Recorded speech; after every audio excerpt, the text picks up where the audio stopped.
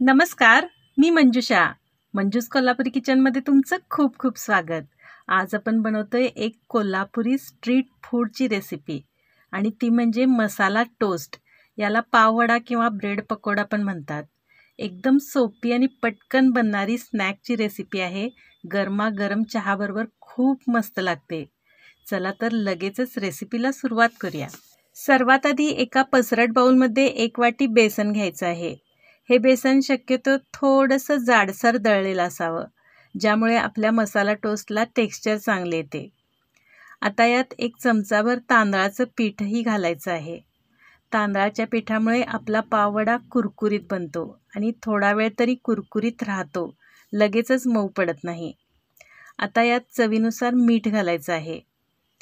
थोडासा हिंग पण घालायचा आहे. हिंगामुळे टेस्ट चांगली येते आणि चण्याची डाळ पचायलाही याचा उपयोग होतो.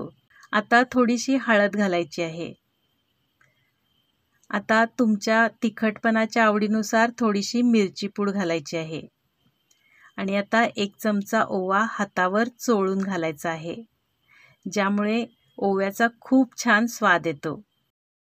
आता यामध्ये अगदी 1 चिमूटभर बेकिंग सोडा घालायचा आहे. आता सर्व एकत्र छान मिक्स करून घ्यायचं आहे आणि यामध्ये 1 छोटा चमचा गरम तेलाचे मोहन घालायचे आहे आणि तेही व्यवस्थित मिक्स करून घ्यायचे आहे. आणि आता यामध्ये थोडं थोडं पाणी घालून मिक्स करत करत अशा प्रकारे थोडंसं पातळसर बॅटर बनवून घ्यायचं आहे. आता यामध्ये बारीक चिरलेली कोथिंबीर घालून मिक्स करून तेल तापेपर्यंत झाकून ठेवायचं आहे. आणि आता एका कढईत तेल तापत ठेवायचं आहे आणि अशा प्रकारे साध्या ब्रेडची स्लाइस घ्यायची आहे. इथे मिल्क ब्रेड वापरायचा नाही. आता या ब्रेडला आपण बनवलेले बॅटर कोट करून घ्यायचे आहे. ब्रेडला बॅटर लावत असताना एक महत्त्वाची गोष्ट लक्षात ठेवायची आहे आणि ती म्हणजे ब्रेडचा हा पांढरा भाग कुठेही कोरडा राहिला नसला पाहिजे.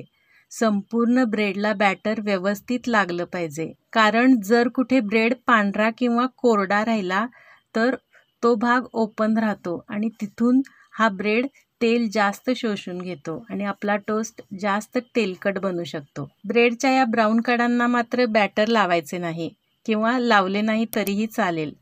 आता आपले तेल तापलेले आहे. गॅस पण मीडियम आहे.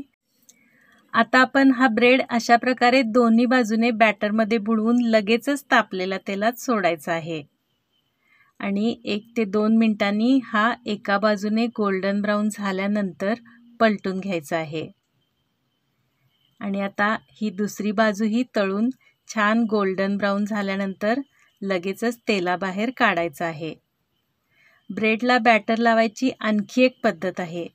त्यासाठी बॅटर मात्र यापेक्षा थोडेसे घट्टसर बनवायचे आहे आणि अशा प्रकारे आपण जसे ब्रेडला बटर किंवा जाम लावतो त्याचप्रमाणे चमच्याने ब्रेडवर हे पसरवायचे आहे आणि लगेचच तापलेल्या तेलात सोडून गोल्डन ब्राऊन रंग येईपर्यंत मीडियम गॅसवर तळून घ्यायचे आहे. बॅटर लावून जास्त वेळ ब्रेड तसाच ठेवायचा नाही, नाहीतर ते बॅटर ब्रेडमध्ये मुरून टोस्ट मऊ पडू शकतो. एक गोष्ट मात्र लक्षात ठेवायची आहे आणि ती म्हणजे ब्रेडच्या कडा सोडून उरलेल्या सर्व पांढऱ्या भागाला बॅटर व्यवस्थित कोट झाले पाहिजे, नाहीतर आपला मसाला टोस्ट जास्त तेल शोषून घेऊ शकतो. अशा प्रकारे आपले सर्व मसाला टोस्ट आता बनवून तयार झालेले आहेत.